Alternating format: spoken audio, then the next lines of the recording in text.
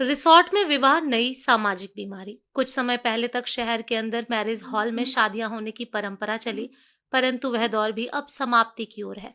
अब शहर से दूर महंगे रिसोर्ट में शादियां होने लगी हैं। शादी के 2 दिन पूर्व से ही ये रिसोर्ट बुक करा लिए जाते हैं और शादी वाला परिवार वहां शिफ्ट हो जाता है। आगंतुक और मेहमान सीधे वहीं आते हैं और वहीं से विदा हो जाते हैं। जिसके पास 4 पहिया वाहन है वही जा पाएगा, 2 पहिया वाहन वाले नहीं जा पाएंगे। बुलाने वाले भी यही स्टेटस चाहते हैं और वह निमंत्रण भी उसी श्रेणी के अनुसार देता है। 2-3 तरह की श्रेणियां आजकल रखी जाने लगी हैं। किसको सिर्फ लेडीज संगीत में बुलाना है, किसको सिर्फ रिसेप्शन में बुलाना है, किसको कॉकटेल पार्टी में बुलाना है और किस वीआईपी परिवार को इन सभी कार्यक्रमों में बुलाना है।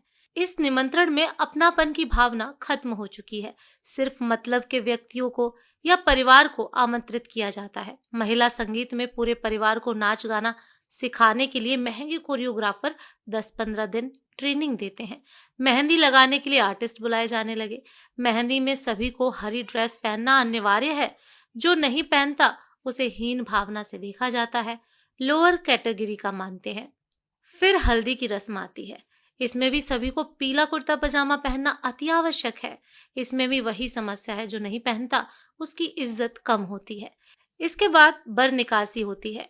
इसमें अक्सर देखा जाता है जो पंडित को दक्षिणा देने में 1 घंटे का डिस्कशन करते हैं, वह बारात प्रोसेशन में 5 से 10 हजार नाच गाने पर उड़ा देते हैं।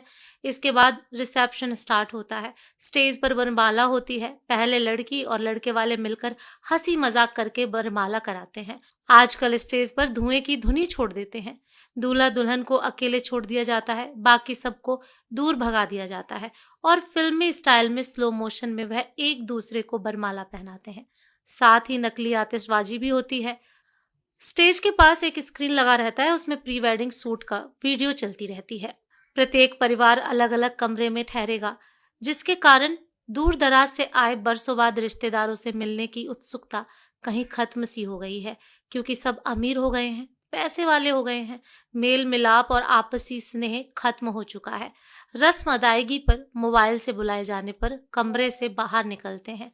सब अपने को एक दूसरे से रईस समझते हैं और यही अमीरियत का दंभ उनके व्यवहार से भी झलकता है।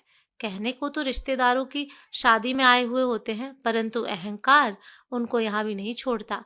वे अपना अधिकांश समय करीबियों से मिलने के बजाय अपने अपने कमरों में ही गुजार देते हैं। हमारी संस्कृति को दूषित करने का बीड़ा ऐसे ही अति संपन्न वर्ग ने अपने कंधों पर उठाए रखा है। मेरा अपने मध्यम वर्गीय समाज बंधुओं से अनुरोध है, आपका पैसा है, आप